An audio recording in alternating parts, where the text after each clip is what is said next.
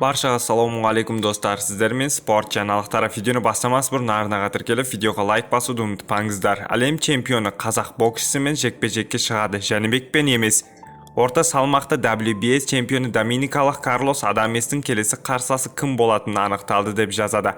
23 сәуірге қараған түні Сауди Арабиясының астанасы Әр-Риядта өткен бокс кешінде Адамес британиялық Хамза Шираспен жұдырықтасты. 12 раунд қорытындысы бойынша қарсыластар тең түсіп отыр. Ал бүкіл әлемдік бокс кеңесі WBS осы жекпе-жекке дейін Адаместің командасына міндетті қарсылас.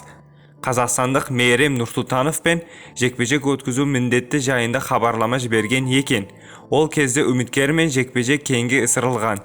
Енді Карлос қазақ боксшысымен айқасқа шығуға міндетті. Жәнібек Әлемханұлы, Канелоның өзі қорқатын боксшының осал тұсын тапты.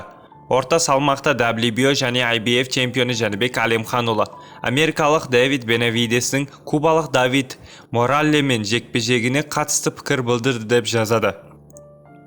Бұл айқас 1 ақпан күні Лас-Вегасте өтті. 12 раунд қорытындысы бойынша Бенавидес төрешілердің шешімімен жеңіске жетті. Әйгілі промоутер Канело үшін ең қауіпті қазақ боксшысын атады.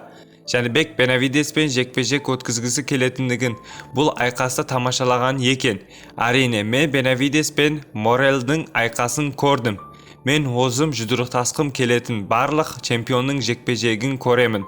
Оларға баға беремін. Осы арқылы олардың стилін байқап, олар қай жағынан мықты екенін андаймын.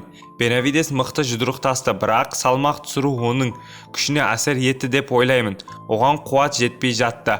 Бұл салмақ түсіремін байланысты деген ойдамын, деп береді Әлемханұлы сөзін спорт лүйсіңді. Канело өз қорқатын боксшы Арес пен Жәнібек арасындағы таңдау жасады. Сіздермен спорт жаңалықтары болды. Арнаға тіркеліп, видеоға лайк басуды ұмытпаңыздар.